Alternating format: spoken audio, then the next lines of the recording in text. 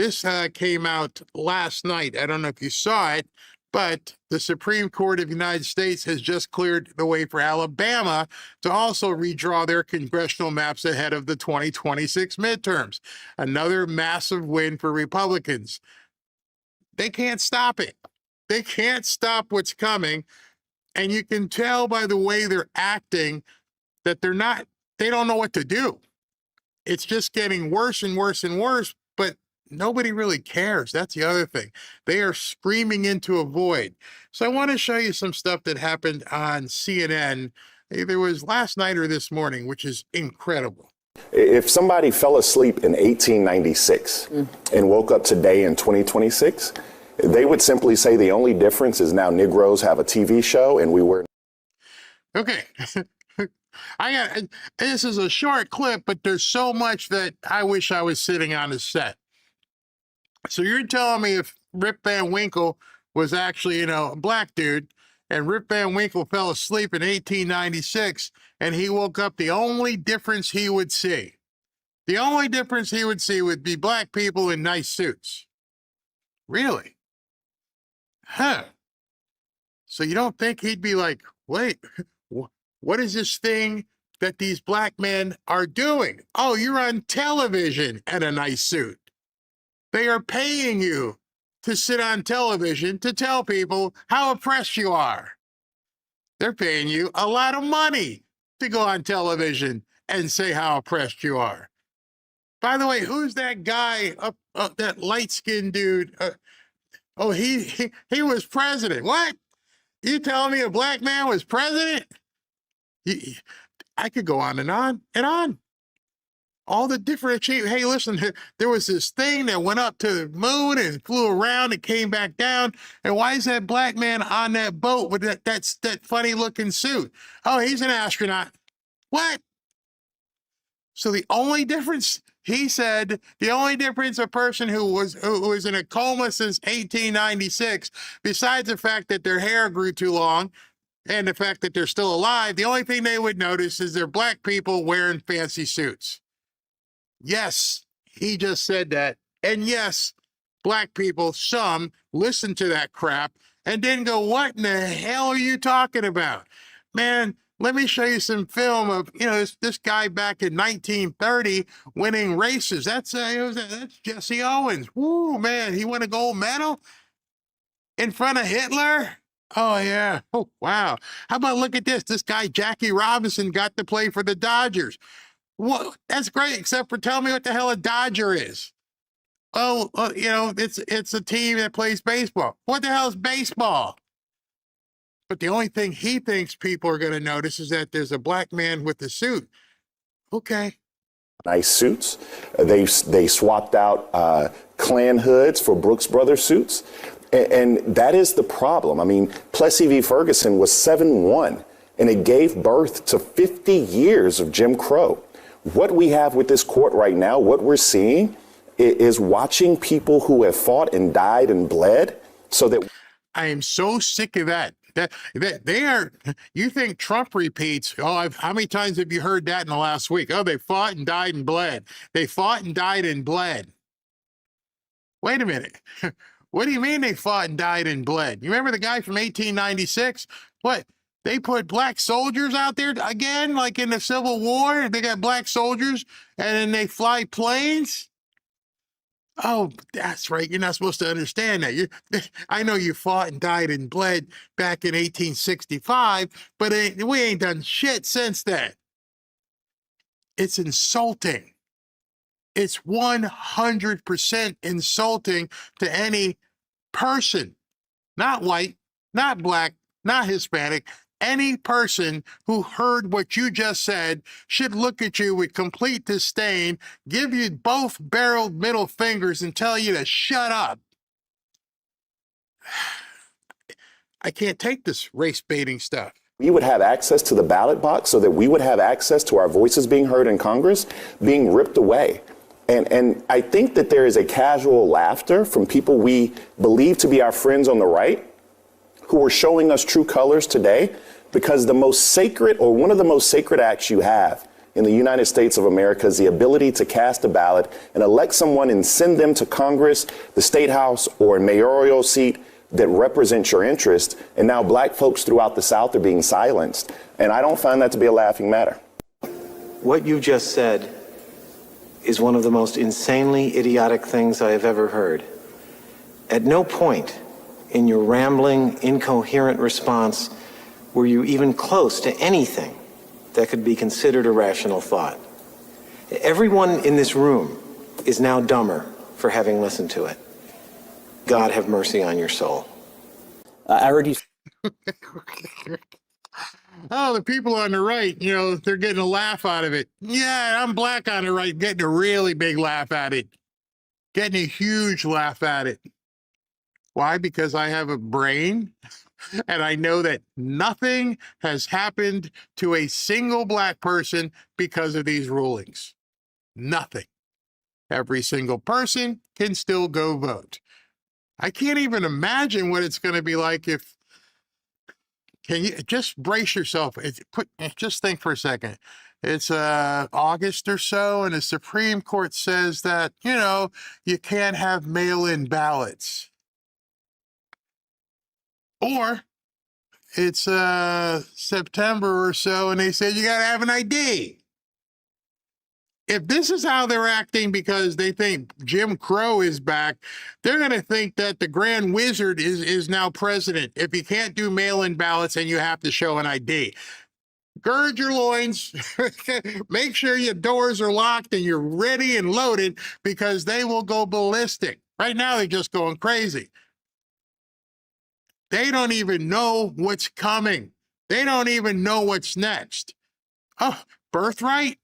Whoa, there are so many hurdles at this point. We won't win them all. I bet we lose birthright. Hey, you can have the birthright. But you know what? You can have your birthright, but I'll check you with ID. How about that? You see, the same people who are complaining about the Supreme Court right now will be extremely happy when they have birthright citizenship. Bank on it. Bank on it. Every one of them will be out clapping, and then you can play the videos of them saying the Supreme Court's corrupt and it needs to be reformed. You still think that when birthright gets approved? I don't think they're going to throw that out. Let them have birthright. Give me voter ID. Give me no mail-in ballots, and we'll put these Democrats back into the Stone Age. Say that people are losing representation, people are losing their voice. No voter has lost their voice at all. No one's been disenfranchised. Every voter in America before these court rulings could go cast a ballot this November, and every voter in America, white, black, or otherwise, can go cast a ballot right now. The lines may be changing, but every voter still has the same amount of voting power, one vote, that they had. It's just that this Supreme Court said your race doesn't necessarily have to dictate your political identity. The fact that you're an American citizen and your franchise gives you one vote, that is your political identity. And it is. See, the problem with these people is they don't care about the people, as I've been telling you. Nothing has changed with anybody, anywhere, in any city or state. Nothing has changed. You still get to vote. The problem they're having is their grift is going away. They no longer control all those people. They may still win. The part that's funny is nobody says you can't win. You can run. What are you afraid of? If they've been voting for, I don't know, James Clyburn for 30 years, if they've been voting for Maxine Waters for 90 years, if you are so good, and that, what's the guy's name? Cohen from Tennessee. If he's so good, he's been here for 20 years. The black community keeps voting for him. I can tell you if I won something for 20 years straight, I wouldn't care what you did. You can change the color of the field. You can play with an oblong football. You can, I don't care. I'm going to win. I've proven it. I got the history. I've been here 20 years. So why are you freaking out? Because the same people who voted for you for the last 20 years are the same people who are here now. The problem is there's going to be some competition. That's what they're freaking out about. Because I don't know if enough people have talked about that. Just think to yourself, if you're a 20-year returning champion, you're going to have to do a lot to knock me off my seat. You've seen it in football, the Celtics, the Lakers, all these teams like, hey, we're the big dogs here. You're going to have to really do something. I got Michael Jordan playing on my team. We're ready to win another championship. Bring it. No, no, you don't want that. You don't want the competition because it's very easy for the competition right now, especially if it's a black person. It's like you've been voting for this dude for 20 years. You ain't done nothing. Look at your rooms. Look at your houses. Look at your roads. Look at everything in your neighborhood. Here's what I'm going to do for you. And I don't want to hear from this dude that all of a sudden now he wants to help you lower crime. He didn't do it. It's basically we're going to see probably hundreds of President Trump versus Kamala Harris type races. Remember the comeback was, well, if you want to do all this, why didn't you do it? You were vice president. He was president. Why didn't you get it done? Don't tell me today you want to make Walgreens stay here because, you know, we're going to cut down on shoplifting. Why didn't you do it? I don't know. Why are you gonna do everything with everybody shooting each other around here? Why didn't you do it? You're blowing smoke up my rear, and it's going to be so refreshing to see somebody with a different perspective. That's what they're afraid of. Ain't no damn Jim Crow. Unless Jim Crow is, you know, Jim Crow the third decides he wants to run in your district, and it's very simple for him. Hey, I'm Jim Crow, but I'm not like Granddad. I'm here to help you people prosper. You're voting for that guy? He ain't done nothing for you. Why would you continue to vote for somebody who hasn't done anything for you? That's what their problem is. Incumbent upon both parties, Republicans and Democrats, to run people who speak not to just one constituency, but all American interests. To me, that's how the November election should be run. I think everybody should take confidence in the fact the Supreme Court basically supported one vote, one person, guaranteed in perpetuity. And the rest is just map wars. And I think we should get used to it. And I think it's, as you said, a state-based situation. All right, so now it gets really bad. Now I posted this on X because now this is where it gets really bad. The guy on screen with Kevin ain't having it. He's not going to be schooled by this white guy. Nah, I can't do it. I got to attack. I got to come after this guy. I got to let everybody know I can't let my street cred go like that. Add this to the mix. At the end of the day, the state decides at the state level. It's in the Constitution. Get over it. So the problem with that sentiment is that you were born in 1954. Yeah. Okay, you're Very popular. You're 71. Yeah. Right. In 1954, by the way, I'm a vampire. I'm never gonna die, during your lifetime, we've actually had Brown v. Board of Education. I remember. Yeah, Brown v. Board of Education. I don't know how you remember it. I think you were like 2 months old. But I'm not finished yet. Let me finish my thought. Drill back to 54. Yeah, because you're still alive, right? And so there's an entire generation of people. Brown v. Board, it overturned Plessy v. Ferguson of 1896. I love what he said. And your point is? You're talking about 1950 and 1960. There's nobody watching that show who was basically affected by what happened with Brown versus the Board of Education. Now, I know before you say it, well, Barry, Brown versus the Board of Education allowed you and your family to get schooled, so you were affected. Okay, but it was still up to us to get the education. And what are you saying? Are you saying black schools suck? Checkmate. Don't know what you're talking about. So anyway, it was still thunder. That was still 50 or 60 years ago. I hope we're not getting a storm in here. Okay. My point is that my mother was born in 1951. She desegregated schools. My father was shot in the civil rights movement. Those people. Let him finish. I'm going to finish because you're being utterly disrespectful. Not at all. So I'm going to finish. Hey, it doesn't matter. Kevin's like, what's your point? It's 2026. And you're going to give us this big, long narrative about mom and dad walked 20 miles and they had to walk past the cotton fields. What? It doesn't matter. This let him comment. finish. So what I'm telling you is that there are people in this country who fought, died, and bled for the How many times you gonna say that, bro? Fought, died, and bled. Okay. Okay. Got your point. There are people who fought, died, and bled in Vietnam. There's people who fought, died, and bled in Iran in 2026. There are people who fought, bled, and died for all kinds of stuff. What is your point? right to vote. Don't be a dick. Just understand. Okay. Bakari. You lost. You lost right there. You not only did you lose, you couldn't take it that a white man was putting you in a position where you had no way to answer. So you had to diminish the person by calling him a dick on national television. And you think that hurt Kevin O'Leary? No, man. That's scorn, that look on your face, that I'm gonna school the white guy look.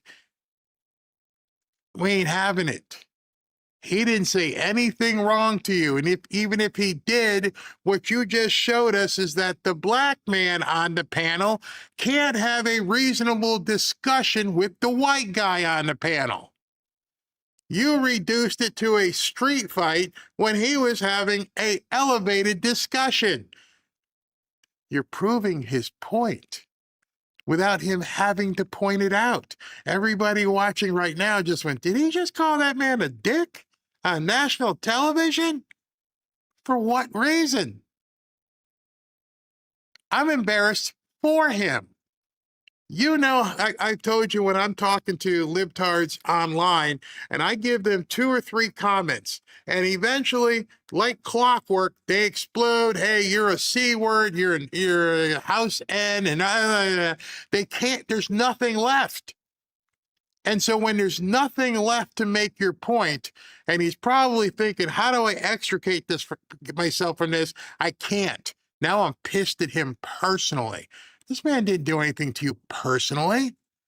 And as bad as Abby Phillip is as a host, she was like, hey, you can't act this way.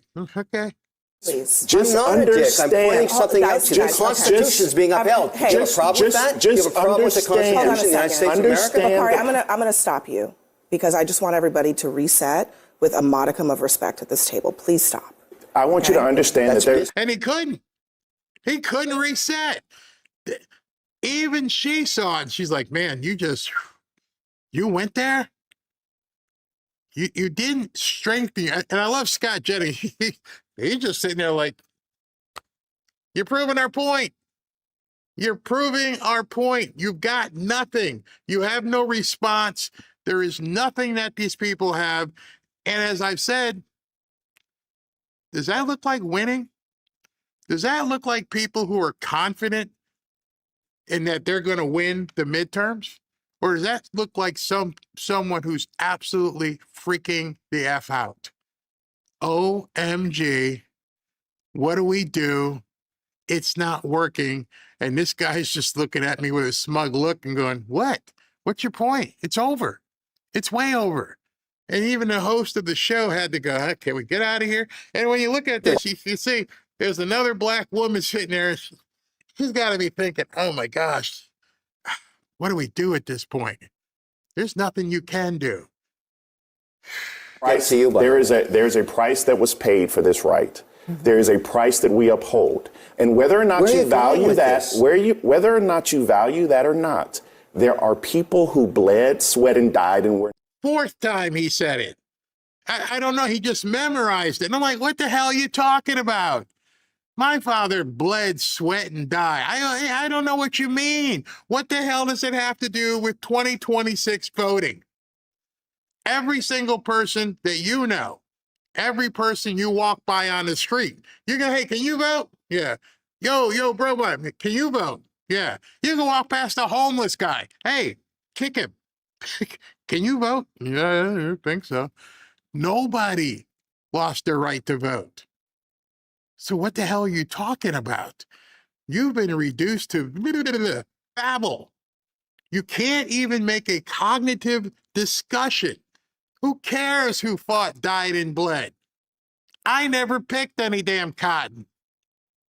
I never got whooped, but I still know what slavery is, but it doesn't affect my life even this much.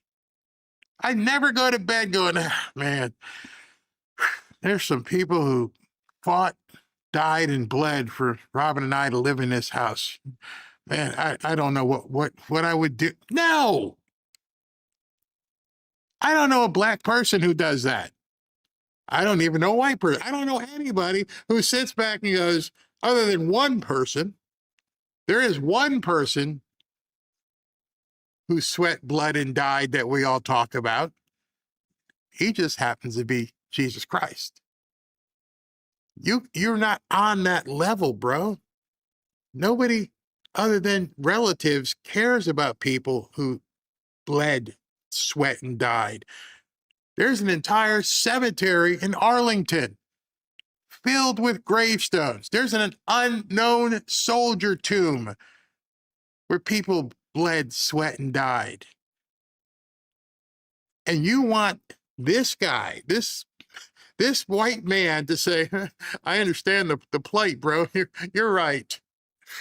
Prison for access to the ballot box. And what we're They still seeing have access. throughout the South is that their voice, their vote, their representation, and people who have lived experiences to represent them are not being sent to Congress or where they need to go.